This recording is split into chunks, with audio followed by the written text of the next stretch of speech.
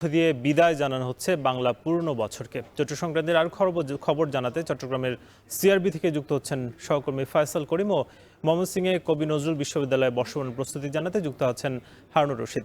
শুরুতে যাব চট্টগ্রামে ফয়সাল কারিমের কাছে। ফয়সাল, জানাবেন যে চৈত্র সংক্রান্তি উপলক্ষে কি কি আয়োজন আছে চট্টগ্রামে? ক্লান্ত বছরের যে বিদায়ের সুর, সেই বিদায়ের সুর প্রকৃতিতে বইছে এবং প্রকৃতির সেই রেশ কিন্তু আমরা মানব জীবনে দেখছি, যেটি চট্টগ্রামবাসীও অনুভব করছেন এবং তারই অংশ হিসেবে কিন্তু চৈত্রকে বিদায় জানানোর যে আয়োজন, সেই আয়োজনে তারাও সামিল হয়েছেন। আমরা দেখছি চট্টগ্রাম নগরীর সিআরবি, অর্থাৎ যেটি চট্টগ্রামের ফুসফুস ধরা হয়, সেই সিআরবির শিরিষতলায় মিলিত হয়েছে চট্টগ্রামবাসী এবং এখানে কিন্তু নানা আয়োজনের মধ্য দিয়ে চৈত্রকে তারা বিদায় জানাচ্ছেন।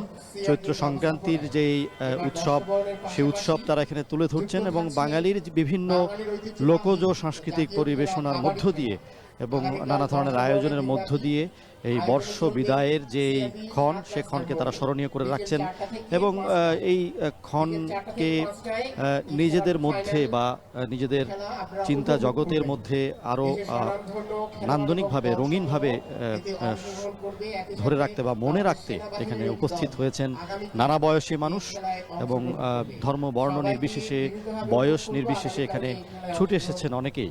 আমরা দেখেছি চট্টগ্রামের এই শিরিষতলার এই শিরিষ গাছের নিচে আসলে এক ধরনের রঙিন উৎসবের প্রদর্শনী দেখা যাচ্ছে, যেখানে কিন্তু নানা ধরনের নাচ, গান এবং পরিবেশনায় কিন্তু এই উৎসব কিন্তু একটি নান্দনিক রূপ পেয়েছে এবং এটি আয়োজন করেছে চট্টগ্রামের নববর্ষ উদযাপন পরিষদ এবং এই উৎসবটি আজকে সন্ধ্যা পর্যন্ত চলবে, যেটি শুরু হয়েছে বেলা ৩টার কিছুক্ষণ পর থেকে। এবং আমরা দেখছি যে আসলে চৈত্রকে বিদায় জানানোর যে আবহমান কালের যে সংস্কৃতি, বাঙালির সেই সংস্কৃতিকে এখানে কিছুটা তুলে ধরার চেষ্টা করা হচ্ছে। যারা নতুন প্রজন্ম আছে তারা জানতে পারছে যে আসলে বাঙালির উৎসবটা কেমন, যদিও শহরে জীবনে আমরা সেসবের কোনো রেশ পাই না। এবং আমরা যেটি দেখি যে আসলে আবহমান বাঙালি সংস্কৃতির যে গ্রামীণ জীবন, বিশেষ করে যারা কৃষক বা কৃষি নির্ভর যেখানে জীবন রয়েছে, সেখানে কিন্তু এসবের রেশটা দেখা যায়। কারণ ঋতু পরিবর্তনের সাথে সাথে ফসল ফলানোর যে আয়োজন, সে আয়োজনও যেমন পরিবর্তন আসে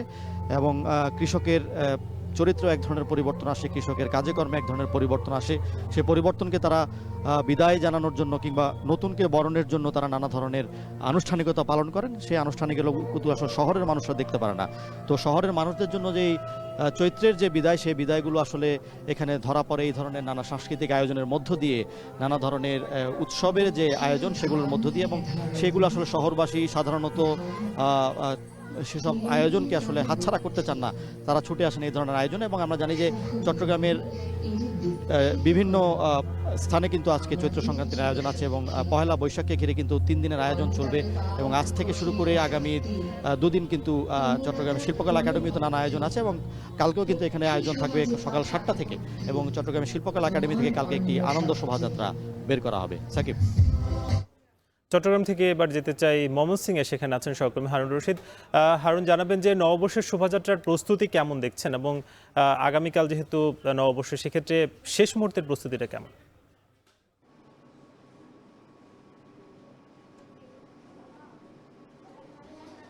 সাকিব, জাতীয় কবি কাজী নজরুল ইসলাম বিশ্ববিদ্যালয়ে কিন্তু প্রতি বছরই নানা আয়োজনে বর্ণিল আনুষ্ঠানিকতায় কিন্তু বাংলা নববর্ষকে বরণ করে নেওয়া হয় এবং তার প্রস্তুতি কিন্তু এবারও চলছে।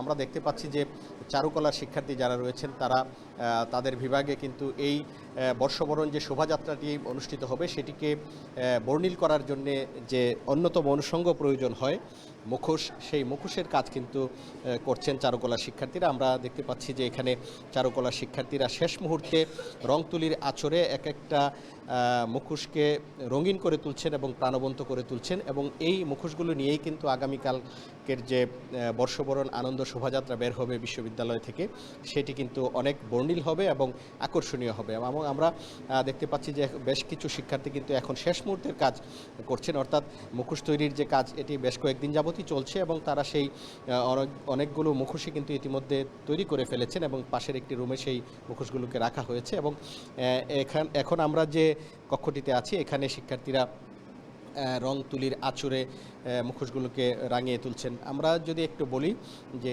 জাতীয় কবি কাজী নজরুল ইসলাম বিশ্ববিদ্যালয় কিন্তু প্রতি বছরই ব্যাপক উৎসাহ উদ্দীপনার মধ্য দিয়ে পহেলা বৈশাখ এবং বাংলা নববর্ষ এটি উদযাপন করে থাকে। এবারও এর ব্যতিক্রম হবে না। আমরা যতটুকু জেনেছি যে আগামীকাল 10:30টায় বর্ষবরণ যে আনন্দ শোভাযাত্রা সেটি বের করা হবে এবং এখানে প্রায় 200-রও বেশি মুখোশ তৈরি করা হয়েছে। আমরা দেখে এসেছি যে পাশে গাহি সাম্যর গান যে মঞ্চ রয়েছে সেখানে স্ট্রাকচার তৈরির কাজ চলছে এবং একটি বড় আকৃতির ট্যাপা বোতল তৈরি হচ্ছে এবং একটি কলস তৈরি করা হচ্ছে এবং এছাড়াও কিন্তু আরও বর্ষবরণ শোভাযাত্রাকে রঙিন করার জন্য, বর্ণিল করার জন্য যত ধরনের পদক্ষেপ নেওয়া দরকার সবগুলো পদক্ষেপই কিন্তু বিশ্ববিদ্যালয়ের পক্ষ থেকে নেওয়া হয়েছে এবং শিক্ষার্থী শিক্ষকরা আশা করছেন যে আগামীকালকের যে বর্ষবরণ আনন্দ শোভাযাত্রা হবে এটি অন্যান্য যে কোনো বারের চেয়ে এটি আরও বর্ণিল হবে, উৎসবমুখর হবে এবং আনন্দমুখর হবে বলে তারা আশা করছেন এবং শিক্ষার্থীরাও কিন্তু মুখিয়ে আছেন কালকের যে আনুষ্ঠানিকতা শোভাযাত্রা বিশেষ করে সেটিতে অংশগ্রহণ করার জন্য। এবং আনন্দ শোভাযাত্রা ছাড়াও কিন্তু নজরুল বিশ্ববিদ্যালয়ে একটি বৈশাখী মেলার আয়োজন করা হয়েছে এবং দিনভর নানা অনুষ্ঠানের মধ্য দিয়েই কিন্তু পহেলা বৈশাখকে বরণ করবে জাতীয় কবি কাজী নজরুল ইসলাম বিশ্ববিদ্যালয়ের শিক্ষক শিক্ষার্থীরা। এই ছিল আমার কাছে সর্বশেষ। চৈত্র সংক্রান্তি ও বর্ষবরণের খবর জানাচ্ছিলেন সহকর্মীরা। RFL ladder